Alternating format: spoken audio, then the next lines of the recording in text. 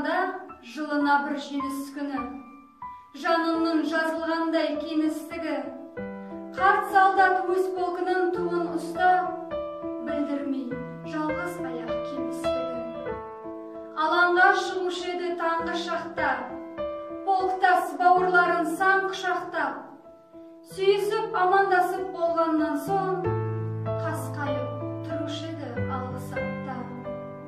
Соңынан тізілетін жауынгерлер, отанның әр тұсынан келген ерлер, жарқырап өнерінде ордендері, бір кезде алып келген елге бедел, бір кезде алып келген елге жеңіс. Сарбаздар бірте-бірте келмей тегіс, жыл санап сирек тартып бара жатты, сарқылып сабасындай бейне теңіз. 40 жыл, 40 қатар жиналысқан, сағынып бір-біріне ту алыстан, туған жер аспанында айқыш-ұйқыш, жол қалып, қарт бүркіттер зулап ұшқан. Кездесіп 9 май мейрамында, алысқан ғарасаттың майданында, еске алып ескі жорық асуларын, қанатын қараушы еді жайған туға. Ал бүгін өзге полк солдаттары қатарға тұрып жатыр андап бәрі. Оларда түгел емес сереп кеткен кешегі бір-бір үйдің шаңырақтары.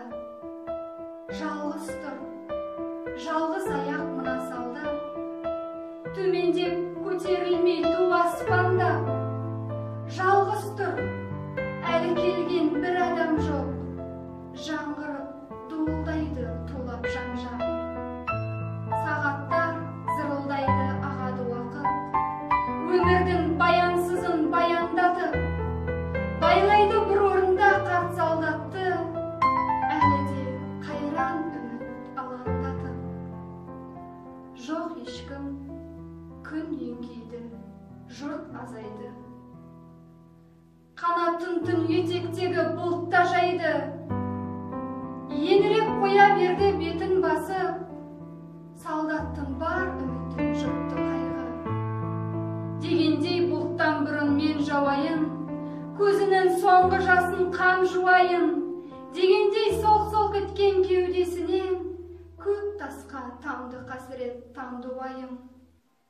Қайтадан сол тамшыны бір сіміріп, қараған өзге жұртты күрсіндіріп, көп талған күні бойы жалғыз аяқ, кешкі ымырт қойнауына кетті кіріп. Дейтіндей мезгіл емес ертең бүгін, еске алдым 44 жыл өткендігін. Дәл бүгін сол солдаттай ұққан жан жоқ, жалғанда жалғыздықтың не екендігін.